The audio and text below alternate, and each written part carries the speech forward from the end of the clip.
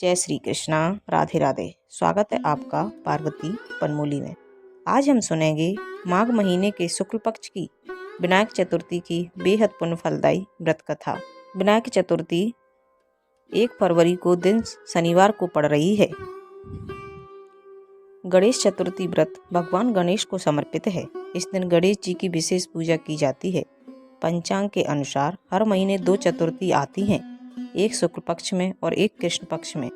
हर महीने पड़ने वाली कृष्ण पक्ष की चतुर्थी को संकटी चतुर्थी कहा जाता है, जबकि शुक्ल पक्ष की चतुर्थी को विनायक चतुर्थी कहा जाता है। इस दिन विघ्नहर्ता भगवान गणेश की विशेष पूजा की जाती है। सभी देवताओं में गणेश जी का स्थान सर्वोपरि माना जाता है। गणेश जी को सभी परेशानी और बाधाओं को दूर करने वाला माना गया है। भगवान गणेश की नियमित पूजा करने से घर में सुख समृद्धि की वृद्धि होती है। मान्यताओं के अनुसार चतुर्थी तिथि की पूजा दोपहर के समय करनी चाहिए, क्योंकि शाम के समय चंद्रमा को नहीं देखना चाहिए।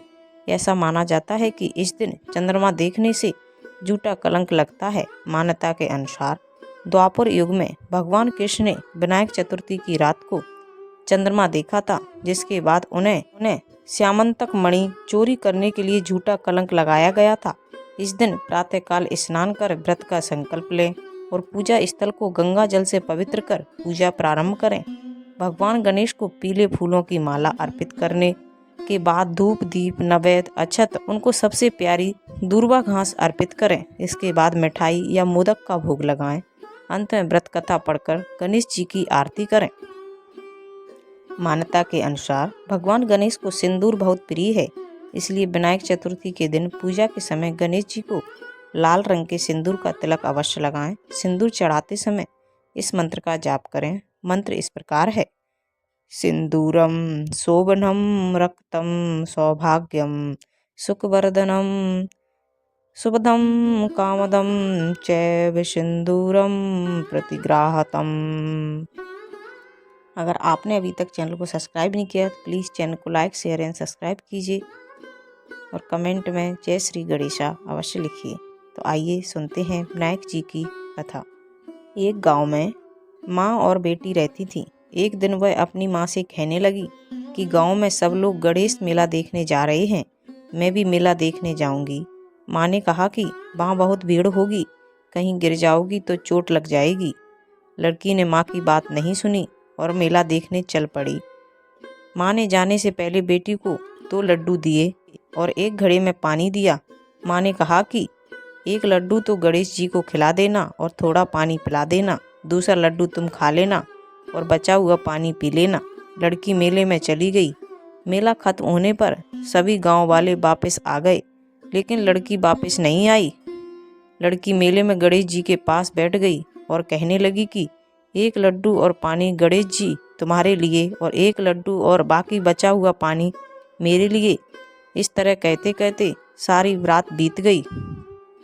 गणेश जी यह सब देखकर सोचने लगे कि अगर मैंने यह 1 लड्डू और पानी नहीं पिया तो यह अपने घर नहीं जाएगी। यह सोचकर गणेश जी लड़के के भेष में आए और उससे 1 लड्डू लेकर खा लिया और साथ ही थोड़ा पानी भी पी लिया। फिर वह कहने लगे कि मांगो, तुम क्या मांगती हो। लड़की मन में सोचने लगे कि क्या मांगूं, अन्न मांगूं या धन मांगूं, या अपने लिए अच्छा वर मांगूं, या खेत मांगूं या महल मांगूं। वह मन में सोच रही थी तो गणेश जी उसके मन की बात को जान गए। वह लड़की से बोले कि तुम अपने घर जाओ और तुमने जो भी मन में सोचा है वह सब तुम्हें मिलेगा। लड़की घर पहुंची तो माँ ने पूछा कि इतनी देर कैसे हो गई। बेटी ने कहा कि आपने जैसे कहा था मैंने वैसे ही किया और देखते ही देखते जो भी लड़की ने सोचा था वह सब कुछ हो गया। एक दूसरी कथा के अनुसार एक बुढ़िया माई थी जो रोज मिट्टी के गणेश जी की पूजा करती, लेकिन वह मिट्टी के गणपति रोज बनाए और वह रोज गल जाते। उसके घर के पास एक सेठ का मकान बन रहा था। वह वहां जाकर बोली, मेरे लिए पत्थर के गणेश बना दो। मिस्त्री बोले, जितने में हम तेरा पत्थर का गणेश बनाएंगे उतने में अपनी दीवार ना चिनेंगे। बुढ़िया बोली, राम करे तुम्हारी दीवार टेढ़ी हो जाए। और सेठ जी की दीवार टेढ़ी हो गई। अब मिस्त्री जब भी दीवार चिने तो वह टेढ़ी हो जाए। इस तरह करते करते शाम हो गई। शाम को सेठ आए तो उन्होंने कहा, आज कुछ भी काम नहीं किया। तब वहाँ खड़े मिस्त्री कहने लगे, सेठ जी, एक बुढ़िया माई आई थी, वह कह रही थी मेरा पत्थर के गणेश बना दो। हमने नहीं गढ़ा तो उसने कहा कि भगवान तुम्हारी दीवार टेढ़ी कर दे। जब से हम दीवार बना रहे हैं, कई बार बना चुके हैं, दीवार टेढ़ी ही बन रही है। सेठ ने बुढ़िया माई को बुलवाया। सेठ ने बुढ़िया माई से कहा, हम तेरे सोने के गणेश गढ़वा देंगे, आप बस हमारी दीवार सीधी कर दो। सेठ ने बुढ़िया को सोने का गणेश बनवा कर दे दिए और सेठ जी की दीवार सीधी बन गई।